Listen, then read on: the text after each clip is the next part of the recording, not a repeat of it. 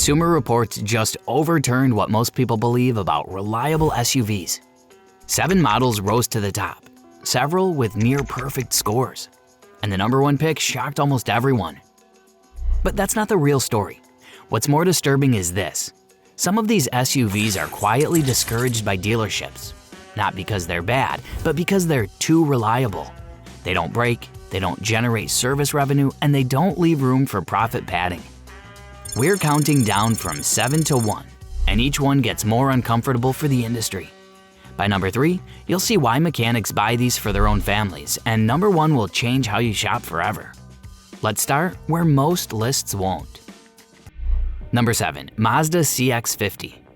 The Mazda CX-50 earned a near-perfect reliability score from Consumer Reports, and almost no one is talking about how unusual that is, because this SUV almost never existed.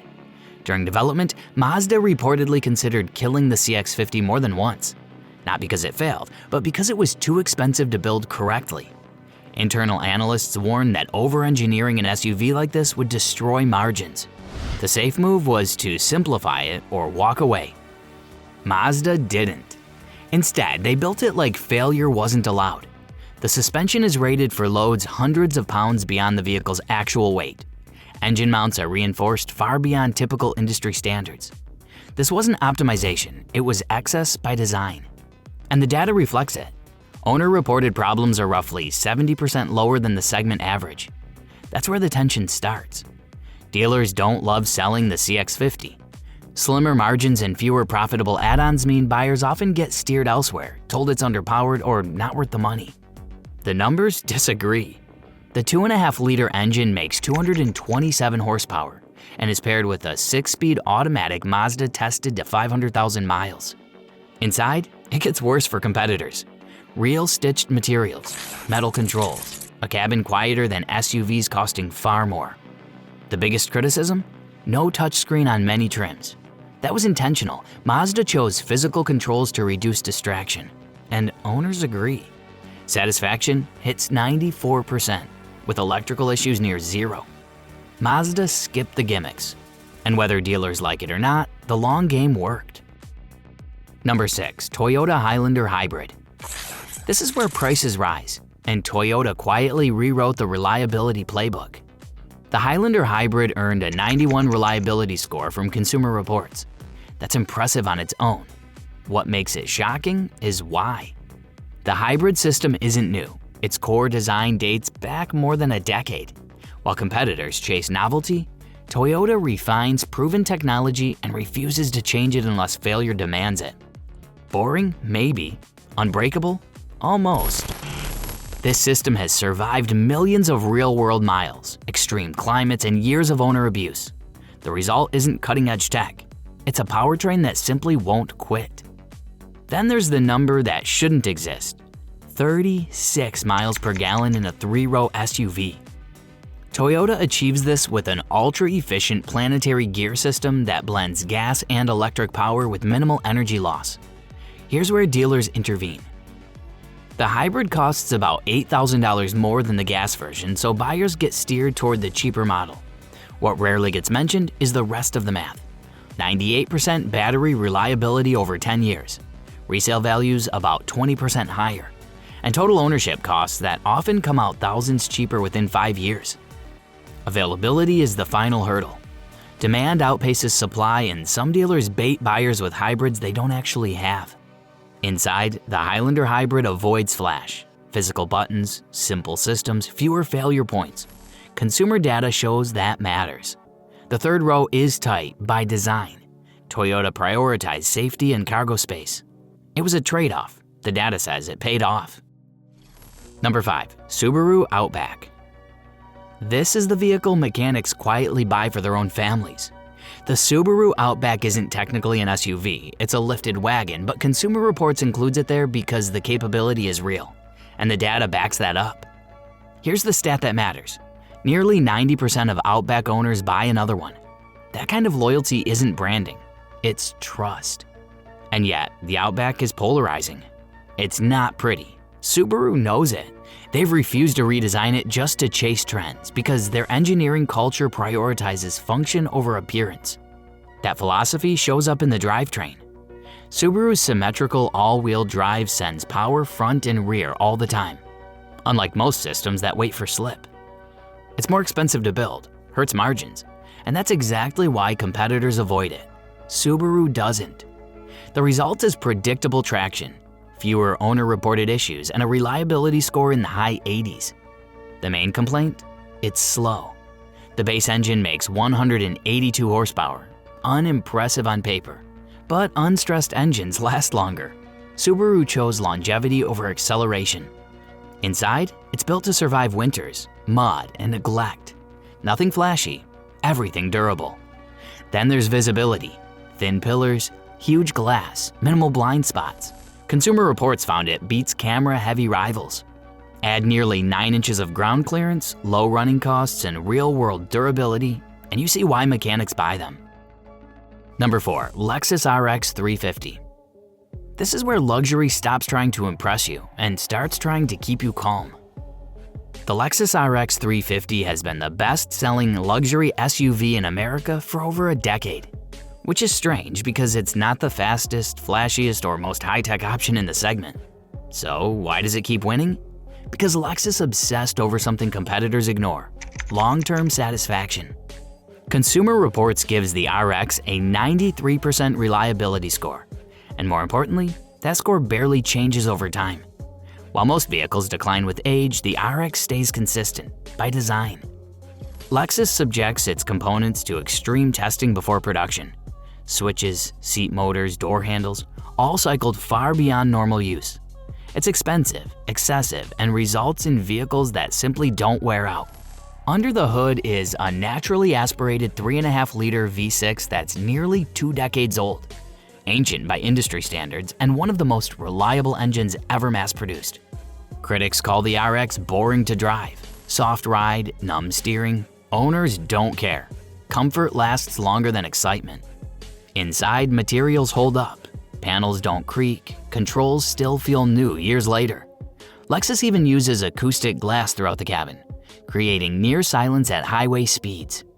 At around $50,000, it overlaps with non-luxury SUVs. But resale data shows owners lose less money long-term. One weakness remains. The third row is tight. Lexus knows it. They built the RX for the first 2 rows and engineered them perfectly. Number 3. Honda CR-V Hybrid. This is where Honda quietly breaks the rules, and most people don't even notice. On paper, the CR-V Hybrid scores around 90 for reliability from Consumer Reports. Strong, but that's not what rattled competitors. The real story is how it drives. Most hybrids use the engine first and electricity as support. Honda flipped that. In the CR-V Hybrid, electric motors do most of the work, while the engine often acts as a generator. At low speeds, the wheels are driven electronically. No shift, no lag, instant torque. The engine only connects at highway speeds, where it's most efficient. Dealers rarely explain this, partly because it's complex, and partly because it means less maintenance. The hybrid costs about $3,000 more, so buyers get pushed toward the gas version. What's downplayed is battery longevity, fewer wear parts, and strong resale values that often recover the upfront cost. Inside, materials feel basic by design. Hard plastics last longer in heat and humidity. Owners agree. Acceleration feels different at first, then it just works. Lower battery placement improves handling, stability, and body control. Honda didn't just make the CR-V more efficient, they made it the smarter one. Number 2. Mazda CX-90. This is the SUV that made luxury brands start paying attention. The Mazda CX-90 is Mazda's largest and most ambitious SUV to date, and in its first year on the market, it earned a strong reliability score from Consumer Reports, something that almost never happens with all new models. That alone raised eyebrows. But the real disruption is how Mazda positioned it. The CX-90 enters the market at a price point typically reserved for mainstream 3-row SUVs, yet everything about it feels engineered for a higher class. Materials, ride quality, drivetrain, all of it suggests a vehicle that should cost far more. Under the hood is a turbocharged inline-6 paired with a mild hybrid system. The hybrid doesn't exist to chase headline fuel economy numbers. Instead, it smooths power delivery, fills torque gaps, and makes the engine behave like a large, naturally aspirated motor. The result is linear, quiet, and effortless acceleration, the kind usually associated with premium European brands. And that's exactly the problem for them. Here's the downside: visibility. The rear passenger side blind spot is significant due to the thick D-pillar required for structural rigidity. Mazda includes blind spot monitoring to compensate, but it doesn't fully eliminate the issue. It's the CX-90's most noticeable flaw, and it stands out because everything else is so carefully executed. Ride quality is where Mazda shocked reviewers. The suspension tuning leans toward controlled firmness rather than floaty comfort.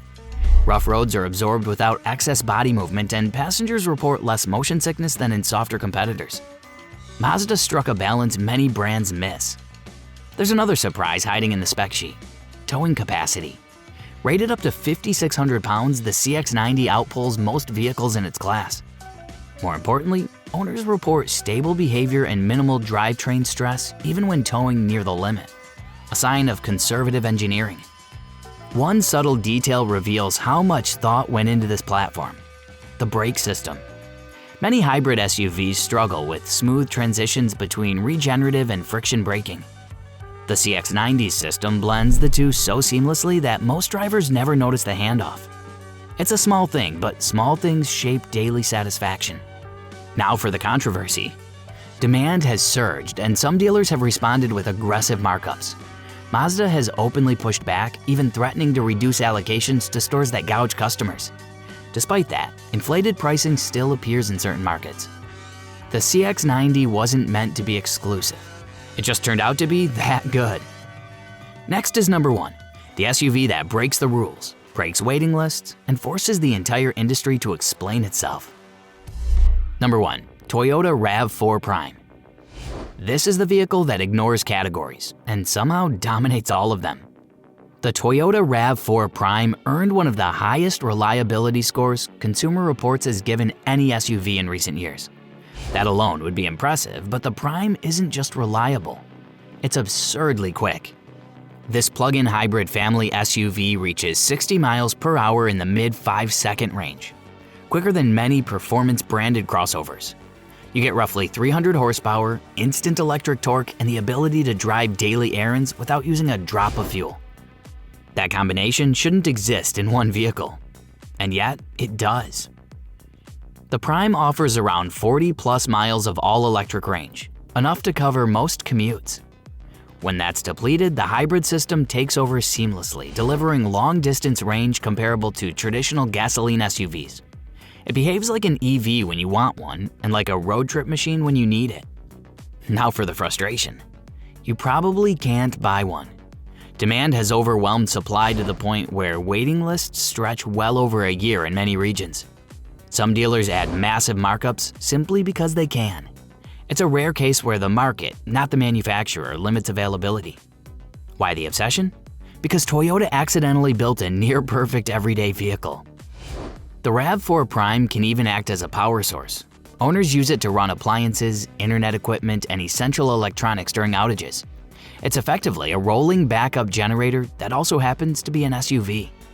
The all-wheel drive system is fully electric at the rear axle.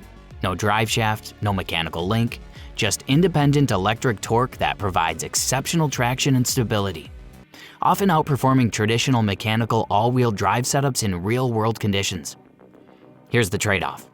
The interior is fine. Materials are basic, design is conservative, the infotainment system feels dated. You're paying a premium for what looks like an ordinary RAV4 cabin, and Toyota knows it. They spent their budget where it mattered, the powertrain and reliability. Owners forgive the interior quickly when they realize how much money they're saving on fuel, and how little time they spend dealing with repairs. There's another advantage hiding underneath. Battery placement lowers the center of gravity, giving the Prime better handling than the standard RAV4 despite the added weight. It feels more planted, more stable, and more confident through corners. Long-term data makes this even more uncomfortable for competitors. Most plug-in hybrids sacrifice reliability for complexity. The RAV4 Prime doesn't. Toyota overbuilt the system so thoroughly that the added components barely affect failure rates. That's rare. There is one genuine annoyance: charging. Using a standard outlet takes a long time. A level 2 home charger dramatically improves the experience, but that's an extra cost Toyota leaves to the owner. Still, the Prime represents something bigger than a single model. It proves electrification doesn't have to mean fragility. It proves electrification doesn't have to mean fragility, inconvenience, or compromise. It's a bridge between gas and electric that actually works, and that scares the industry. Here's what most rankings leave out, and it matters more than specs. Consumer Reports found that 5 of these 7 SUVs have owner loyalty above 80%. That's extremely rare. These vehicles didn't just test well, they earned long-term trust. And that creates a problem for dealerships. Informed buyers don't fall for upsells or trend chasing. They walk in knowing exactly what works. That's why you'll often hear these models dismissed, not because they're bad, but because they disrupt profits. These SUVs rose to the top for one reason: they don't fail the way others do. The RAV4 Prime isn't perfect, but nothing else combines reliability, efficiency, and performance like it. That's what near perfect really means. If this saved you from a costly mistake, subscribe for more no-nonsense car truth.